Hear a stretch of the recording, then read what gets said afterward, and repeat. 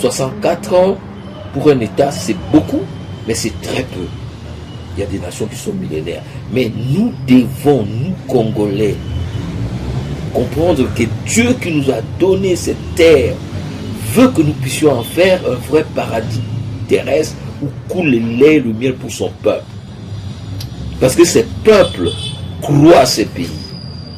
Et c'est à nous maintenant de transformer ces credos, ces rêves en réalité. Et nous pouvons le faire. Nous pouvons le faire. Donc c'est ce que je préfère retenir. Je crois qu'aujourd'hui, on a tendance à regarder ce qui ne va pas. Mais dites-vous que nous avons organisé 4 cycles électoraux. Nous avons pu réussir l'alternance.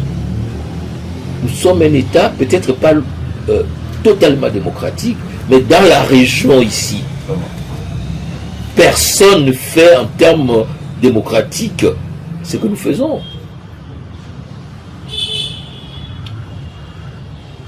Oui, donc on peut nous reprocher d'avoir 1000 partis, mais on ne peut pas nous reprocher d'avoir un seul parti. Je suis dans l'Union sacrée, vous avez vu comment la mise en place de bureaux s'est fait.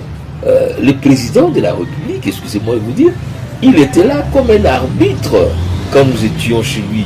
Et les gens parlaient, il écoutait, et les gens lui demandaient, mais il faut trancher. Il dit, je n'ai pas tranché, c'est à vous d'aller trancher.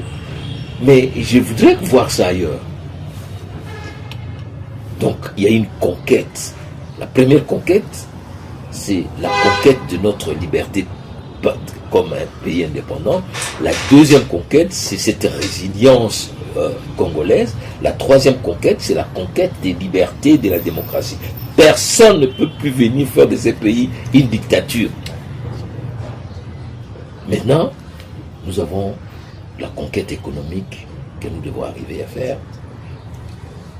pour mettre notre souveraineté économique et la conquête sociale, notre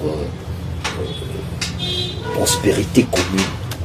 C'est-à-dire que le Congolais ne doit plus être cet être qui vit dans un état paradoxal. C'est-à-dire qu'il y a toutes les richesses naturelles, mais qui est parmi les 10 pays les plus pauvres de la terre. Bonne fête aux Congolais. Je sais que nous sommes dans la douleur de ces coups de poignards communs sur certaines parties de nos territoires, mais nous devons garder confiance. Et je crois que, à commencer par le président de la République, chef de l'État, à qui nous présentons nos vœux le meilleur pour ce 61e anniversaire, nous sommes tous convaincus que nous devons faire que cette terre de nos ancêtres, cette terre de Lumumba, de Kimbangu, de Kibangita, de Mobutu, de Musée, de Joseph et de Félix, cette terre-là soit la terre de la prospérité pour tous.